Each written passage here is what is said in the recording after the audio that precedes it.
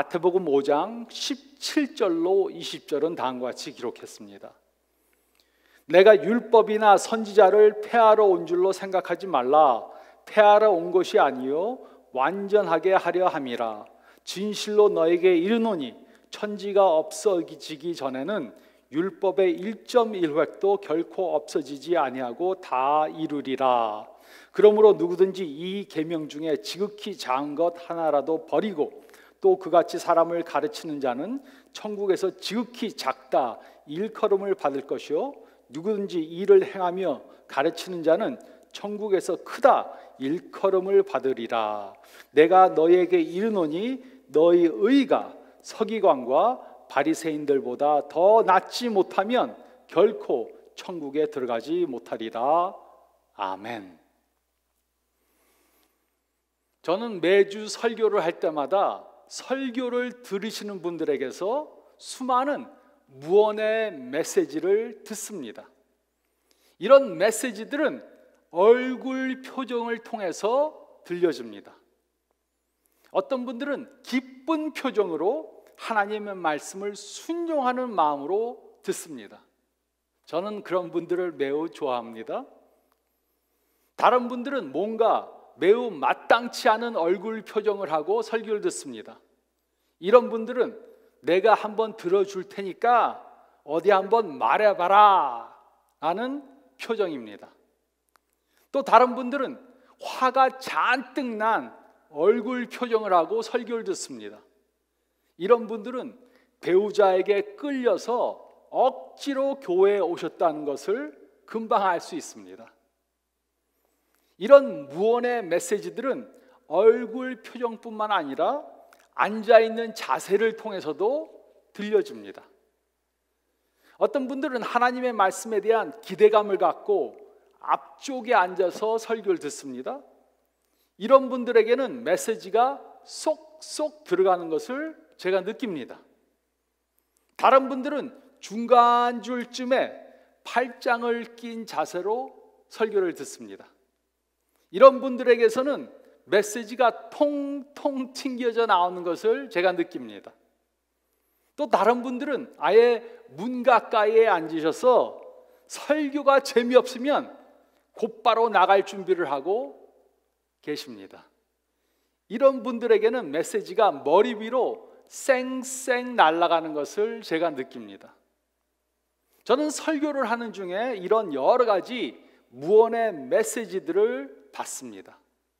어떤 때는 제가 전하는 메시지보다 청중들이 들려주는 메시지가 더 흥미롭습니다. 예수님께서도 메시지를 선포하실 때 청중들이 들려주는 메시지를 들으셨습니다. 그래서 오늘 우리가 읽은 이 말씀을 해주신 것입니다. 우리는 오늘 말씀에 대해 생각해 보기 전에 먼저 마태복음 5장의 구조에 대해 생각해 보겠습니다. 예수님께서는 마태복음 5장 1절로 12절에 기록된 팔복을 통해 예수님의 제자들이 가져야 하는 8가지 내적 품성에 대해 말해 주셨습니다. 그리고 마태복음 5장 13절로 16절의 말씀을 통해 우리의 내적 품성은 외적 행동을 통해 보여줘야 함을 말씀하셨습니다. 즉 우리는 세상의 소금과 빛으로 행동함으로 다른 사람들에게 긍정적인 영향을 끼쳐야 한다고 말씀하셨습니다. 그리고 마태복음 5장 17절로 20절의 말씀을 통해 예수님께서는 자신과 구약 성경과의 관계에 대해 말씀하셨습니다. 그리고 마태복음 5장 21절로 48절 말씀을 통해 우리의 의가 바리새인들과 서기관들의 의보다 더 나아야 한다고 말해 주셨습니다. 그 당시 많은 사람들은 열린 마음으로 예수님의 말씀을 잘 들었습니다. 하지만 서기관들과 바리새인들은 예수님의 말씀을 듣고 화가 나서 분노를 했습니다. 이런 사람들에게 예수님께서는 구약과 자신과의 관계에 대해 말씀해 주셨습니다. 그러므로 우리는 이 말씀을 통해 우리가 구약 말씀을 어떻게 받아들여야 하는지 다음에 세 가지 중요한 사실을 깨달을 수 있습니다. 저희가 읽을 말씀 가운데 첫째로 17절 말씀을 보면 우리는 하나님의 말씀을 폐하려고 해서는 안 됩니다. 우리는 하나님의 말씀을 폐하려고 해서는 안 됩니다. 17절은 다음과 같이 기록했습니다. 내가 율법이나 선지자를 폐하러 온 줄로 생각하지 말라. 폐하러 온 것이 아니요 완전하게 하려 함이라. 예수님 당시 아직 신약 성경이 기록되지 않았기 때문에 신약 성경이 없었습니다. 그리고 신약 성경이 없었으니까 구약 성경도 구약이라고 부르질 않았습니다. 그 대신 구약 성경의 세 부분을 나누어서 율법과 선지와 시라고 그렇게 구약을 불렀습니다. 예수님께서 17절에 구약의 두 부분인 율법과 선지를 언급하셨습니다. 율법과 선지는 예수님에 대해 기록한 것입니다. 그러므로 예수님은 율법과 선지를 폐하러 오신 것이 절대 아닙니다. 생각해 보시기 바랍니다. 구약이 예수님에 대한 예언인데 예수님께서 어떻게 자신에 대한 예언을 폐할 수 있습니까? 폐할 수 없습니다. 그러므로 우리도 구약 또 그리고 신약 성경 전체의 어떤 말씀도 폐하려 하면 안 됩니다. 그런데 요즘 어떤 사람들은 하나님의 말씀을 폐하려고 합니다. 그들은 왜 성경 말씀이 우리에게 주어졌는지 생각해 보지도 않고 성경을 폐하려고 합니다. 그렇다면 성경 말씀이 주어진 이유가 무엇입니까? 하나님께서는 왜 성경 말씀을 주셨습니까? 첫째로 거시적 관점으로 넓게 보면 하나님의 말씀은 우리로 예수님을 믿고 구원을 받게 하기 위해 주어졌습니다. 성경은 우리들이 하나님의 법을 어긴 죄인인 것을 말해줍니다. 그래서 또한 우리들에게 구세주에 대한 필요성을 말해줍니다. 그리고 예수님께서 구약에 예언된 그 예언들을 성취하신 구세주이심을 말해줍니다. 그러므로 성경은 우리로 예수님을 믿고 구원을 받게 하기 위해서 주어진 것입니다. 큰 관점으로 보면 성경은 우리가 예수님이 구세주인 것을 믿고 구원을 얻게 하기 위해 주어졌습니다. 또 둘째로 미시적인 관점에서 좁게 보면 하나님의 말씀은 우리를 보호해 주시기 위해 주어졌습니다. 이 세상에는 많은 위험물들이 있습니다. 그래서 하나님께서는 우리들이 이런 위험물들을 피할 수 있도록 그의 명령을 주신 것입니다. 무엇이 우리에게 좋고 무엇이 우리에게 해가 되는지 아시기 때문에 우리에게 이것은 하지 말고 이것은 하고 이것은 하지 말라고 그렇게 명령을 주신 것입니다. 구약에 기록된 하나님의 법도는 마치 자동차가 난간에 떨어지는 것을 방지하도록 길 옆에 설치된 가드레일과 같습니다. 하나님의 계명은 우리가 다치지 않도록 설치한 가드레일과 같습니다. 그런데 지난 50년 동안 사람들은 이런 가드레일을 없애려고 해왔습니다. 사람들은 성경에서 말한 악과 선을 재정의하려고 합니다. 선한 것이 악이고 악한 것이 선이다, 그렇게 재정의합니다. 그런데 지난 50년간 어떤 일이 일어났습니까? 생각하는 것은 진보적으로 변했다 그러는데 마음에는 사랑이 메말랐습니다. 과거보다 더 악이 많습니다. 도덕적으로 더 타락했습니다. 보수 진보하면서 서로 더 심하게 싸웁니다. 조금만 생각이 다르면 댓글에 악플을 달고 친구에서 삭제해버립니다. 우리가 아무리 악을 선이라고 한다고 해서 그 범죄로 인한 대가가 없어지는 것이 절대로 아닙니다. 그래도 사람들은 계속해서 하나님의 말씀을 폐하려고 합니다. 그러면 가정이, 사회가, 세계가 점점 더 망가질 것입니다. 하나님의 말씀을 어기면 분명히 그 대가를 받게 됩니다. 죄의 대가를 받는 것입니다. 미국의 리차드 닉슨 대통령 보좌관이던 척 콜슨이 이런 이야기를 해주었습니다. 하루는 그가 조찬 간담회에 참석했는데 그의 옆자리에 지역 교육감이 앉아 있었습니다. 식사 중 그 교육감은 자신의 지역 학교에서는 10계명을 교실에서 전부 다 띄워버렸다고 말했습니다. 왜 그렇게 했는지 물으니까 기독교인이 아닌 사람들이 불쾌할 것 같아서 다 띄웠다고 그렇게 말했습니다. 그리고 얼마 있다가 그 교육감이 또 말했습니다. 요즘 그 지역 학교들은 재정적인 문제를 당하고 있다고 그렇게 말했습니다. 그 이유를 물으니까 선생들하고 학생들이 학교 물건들을 훔쳐가기 때문이라고 그렇게 말했습니다. 그래서 척콜슨이 이렇게 말했습니다. 그럼 도둑질하지 말라, 그렇게 크게 써서 붙여놓으세요. 우리가 하나님의 명령을 어기면 그 대가를 치르게 됩니다. 우리가 하나님의 말씀을 어기면은 다치게 됩니다. 예수님은 구약의 말씀을 폐하려고 오신 것이 아닙니다. 그러므로 우리도 하나님의 말씀을 폐하려고 해서는 안 됩니다. 우리도 하나님의 말씀을 폐하려고 해서는 안 됩니다.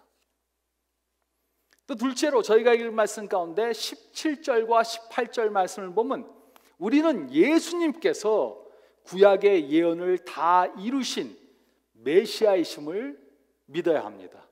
우리는 예수님께서 구약의 예언을 다 이루신 메시아이심을 믿어야 합니다.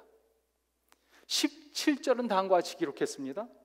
내가 율법이나 선지자를 폐하러 온 줄로 생각하지 말라. 폐하러 온 것이 아니요 완전하게 하려 함이라. 예수님께서는 율법이나 선지자를 폐하려고 온 것이 아니고 완전하게 하기 위해 오셨습니다. 그런데 이곳에 완전하게 한다는 뜻이 무엇입니까? 완전하게 한다는 뜻은 완성한다 아니면 성취한다는 뜻입니다. 완성한다 아니면 성취한다. 거시적 관점으로 넓게 보면 구약은 전부 다 예수님에 대한 예언입니다. 어떤 사람들은 구약에 예수님에 대한 예언들이 포함되어 있다 하는데 그것은 아닙니다. 거시적 관점으로 크게 보면 구약은 전부 다가 예수님에 대한 예언입니다.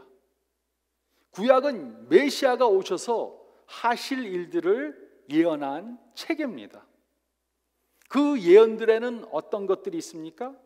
첫째로 구약의 첫 번째 부분인 율법서에는 메시아에 대한 예언들이 기록되어져 있습니다. 인간들이 죄를 범한 후 하나님께서는 아담에게 메시아가 여자의 자손으로 오실 것을 예언하셨습니다. 메시아가 아브라함의 자손으로 오실 것을 예언하셨습니다. 메시아가 이삭의 자손을 통해 오실 것을 예언하셨습니다. 또 메시아가 야곱의 자손을 통해 오실 것을 예언했습니다. 메시아가 유다의 자손을 통해 오실 것을 예언했습니다. 또 메시아가 하실 일을 유월절 어린 양으로 여러 절기들로 또 제사 예식으로 예언하셨습니다. 또 메시아가 모세와 같은 선지자일 것이라고 예언하셨습니다. 율법서는 예수님에 대한 예언입니다. 또 둘째로 구약의 두 번째 부분인 선지서에도 메시아에 대한 예언들을 기록하셨습니다. 하나님께서는 메시아가 다윗의 자손으로 오실 것을 예언하셨습니다. 그가 평화의 왕으로 오실 것을 예언하셨습니다. 그가 베들레헴에서 태어나실 것을 예언하셨습니다. 그가 처녀를 통해 나실 것을 예언하셨습니다. 그가 갈릴리에서 사역하실 것을 예언하셨습니다. 그가 나귀를 타고 입성하실 것을 예언하셨습니다. 그가 버림을 받을 것을 예언하셨습니다. 그가 범죄자 중 하나로 헤아림을 받을 것을 예언하셨습니다. 그가 찔림을 받을 것을 예언하셨습니다. 그가 이방인들도 우리들도 구원하실 것을 예언하셨습니다. 또 메시아가 다윗과 같은 왕일 것이라고 예언하셨습니다. 그리고 예수님께서는 아브라함과 다윗의 자손으로 오셔서 이 모든 예언들을 다 이루셨습니다. 그래서 마태복음 1장 1절은 다음과 같이 기록했습니다. 아브라함과 다윗의 자손 예수 그리스도의 계보라. 예수님께서는 율법서와 선지서 이곳에 기록된 모든 예언들을 다 이루셨습니다. 그의 출생과 기적과 표적과 가르침과 죽으심과 부활을 통해 이 모든 예언들을 다 이루셨습니다. 18절은 다음과 같이 기록했습니다. 진실로 너에게 이르노니 천지가 없어지기 전에는 율법의 1.1획도 결코 없어지지 아니하고 다 이루리라. 예수님께서는 천지가 없어질 날이 올 것이라고 말씀하셨습니다. 하지만 그날까지 우리가 전부 다 천국에 들어갈 때까지 구약의 말씀은 결코 없어지지 않고 다 이루어질 것입니다. 구약 말씀 중 작은 부분 하나라도 전부 다 예수님을 통해 이미 이루어졌고 또 이루어질 것입니다. 예수님은 구약에 나온 자신에 대한 예언을 폐하고자 오신 것이 아닙니다. 오히려 그 모든 예언들을 다 이루기 위해 오신 것입니다. 그리고 구약의 모든 예언의 말씀들을 다 전부 다 이루셨습니다. 그렇게 함으로 자신이 우리를 죄에서 구원하러 오신 메시아이심을 증명해 주신 것입니다. 구약의 예언들을 전부 다 이루심으로 자신이 메시아이신 것을 증명해 주신 것입니다. 그러므로 우리는 예수님께서 구약의 예언을 다 이루신 메시아이심을 믿어야 합니다. 예수님이 우리의 메시아, 구세주이신 것을 믿어야 합니다. 그리고 세 번째로 19절과 20절 말씀을 보면 19절과 20절 말씀 보면 우리는 예수님에 대해 다른 사람들에게 전해야 합니다. 우리는 예수님에 대해 다른 사람들에게 전해야 합니다. 19절은 다음과 같이 기록했습니다. 그러므로 누구든지 이 계명 중에 지극히 작은 것 하나라도 버리고 또 그같이 사람을 가르치는 자는 천국에서 지극히 작다 일컬음을 받을 것이요 누구든지 이를 행하며 가르치는 자는 천국에서 크다 일컬음을 받으리라. 19절에서 작은 자와 큰 자가 서로 비교되었습니다. 누구든지 이 계명 중에 지극히 작은 것 하나라도 버리고 또 그같이 가르치는 사람은 천국에서 지극히 작게 될 것입니다. 예수님을 믿었기 때문에 천국에 가기는 가는데 겨우 가게 될 것입니다. 천국에서는 아주 작은 자로 일컬음을 받을 것입니다. 하지만 누구든지 예수님에 대해 그대로 다 믿고 가르치는 사람은 천국에서 크다고 일컬음을 받을 것입니다. 그러므로 우리는 먼저 하나님의 말씀을 믿고 행해야 합니다. 즉 우리는 구약의 모든 말씀들이 예수님에 대한 말씀인 것을 믿고 그대로 행해야 합니다. 이것이 무슨 뜻입니까? 이것이 무슨 뜻입니까? 구약을 믿고 지켜야 한다면 우리가 짐승을 잡아서 제사를 드려야 합니까? 또 예배는 반드시 안식일에 드려야 합니까? 또 구약에 쓰인 대로 새우나 돼지고기나 순대를 먹으면 안 되는 것입니까? 물론 아닙니다. 구약을 지킨다는 것이 구약의 율법 하나하나를 전부 다 그대로 따라한다는 것이 아닙니다. 우리는 이 중요한 사실을 깨달아야 합니다. 구약 성경을 거시적인 관점으로 크게 보면 전부 다가 예수님에 대한 예언입니다. 한 절 한 절에 다 쓰여 있는 것이 있지만 그것을 거시적인 관점으로 크게 뒤에 서서 전부를 바라보면 그것은 예수님에 대한 예언입니다. 그래서 누가복음 24장 43절에 다음과 같이 말씀하셨습니다. 예수님이 이렇게 말씀하셨습니다. 내가 너희와 함께 있을 때 너희에게 말한 바 곧 모세의 율법과 선지자의 글과 시편에 나를 가리켜 기록된 모든 것이 이루어져야 하리라 한 말이 이것이라.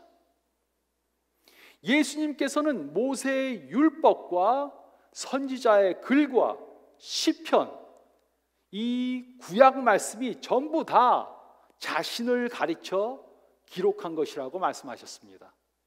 율법과 선지자의 글과 시편은 전부 다 예수님에 대한 예언입니다. 즉 거시적인 큰 관점으로 구약, 즉 율법과 선지자와 시편의 말씀은 전부 다 예수님에 대한 예언들입니다. 예수님께서는 이 예언들을 폐하려고 오신 것이 아니고 이루시기 위해 오셨습니다.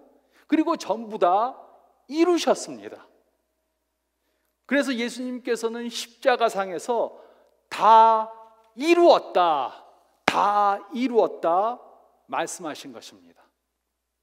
그러므로 우리는 구약의 모든 말씀이 예수님에 대한 예언임을 믿어야 합니다. 예수님께서 이 모든 예언들을 다 이루셨다는 것을 믿어야 합니다. 그리고 우리는 예수님께서 우리의 구세주이심을 믿어야 합니다. 이것이 바로 구약 말씀을 믿고 행하는 것입니다. 제사를 드리고 안식일에 모이고 이것을 먹고 이것은 먹지 말고 그것이 아니라 거시적인 관점에서, 큰 관점에서 구약 전체를 보면 구약은 전부 다가 예수님에 대한 말씀인 것입니다. 그리고 예수님을 믿는 것이 곧 구약 말씀을 믿고 행하는 것입니다. 그런 후에 우리는 예수님께서 우리의 구원자 되심을 다른 사람들에게 다 전해줘야 하는 것입니다. 20절은 다음과 같이 기록했습니다. 내가 너희에게 이르노니 너희 의가 서기관과 바리새인들보다 더 낫지 못하면 결코 천국에 들어가지 못하리라. 내가 너희에게 이르노니 너희 의가 서기관과 바리새인보다 더 낫지 못하면 결코 천국에 들어가지 못하리라. 이 당시 서기관들과 바리새인들은 종교인들로 가장 인정받던 그런 사람들이었습니다. 하지만 예수님께서는 그들의 의보다 더 낫지 못하면 천국에 절대로 들어갈 수 없다고 그렇게 말씀하셨습니다. 이 말을 들은 사람들은 믿을 수 없다는 표정을 지었을 것입니다. 어떻게 이들보다 더 의로울 수 있는가? 그것이 어떻게 가능한가? 믿지 못한다는 표정을 지었을 것입니다. 예수님의 말씀의 의미가 무엇입니까? 서기관들과 바리새인들의 문제는 바로 이것이었습니다. 그들은 외적으로는 종교 행위를 했지만은 내적으로는 전혀 의롭지 못했습니다. 겉으로는 거룩해 보였지만 안으로는 썩어 있었습니다.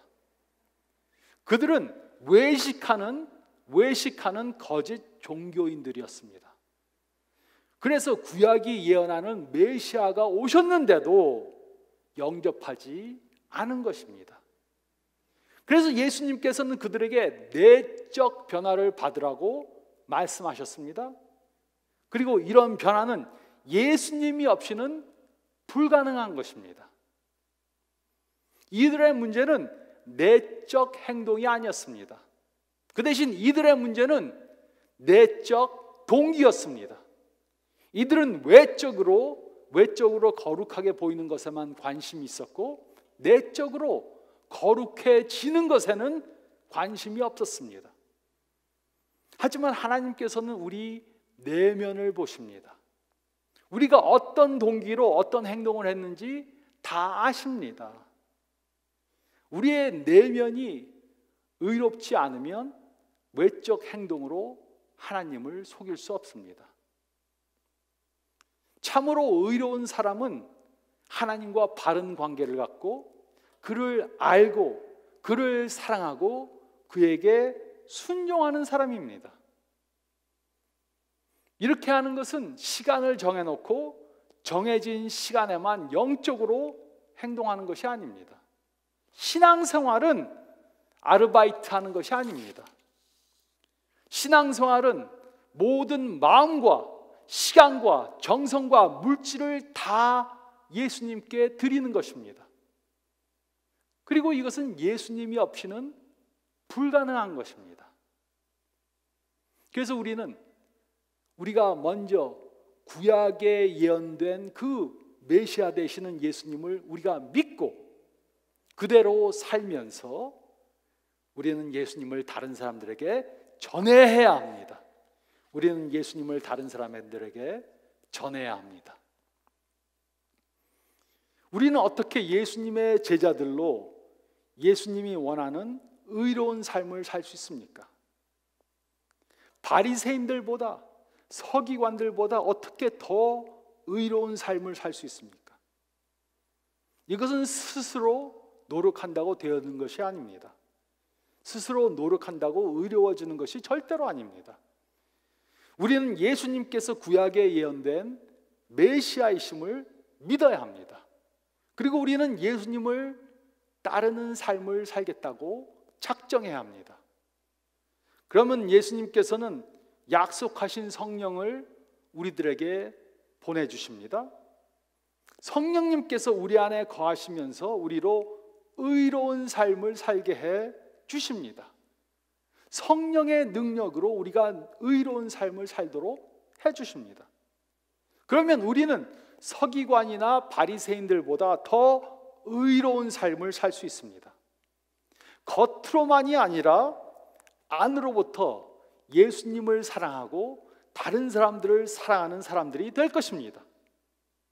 그러면서 우리는 주위에 아직 예수님을 모르는 사람들에게 예수님에 대해 전해야 합니다. 이것이 바로 팔복이 가르쳐 준 것입니다.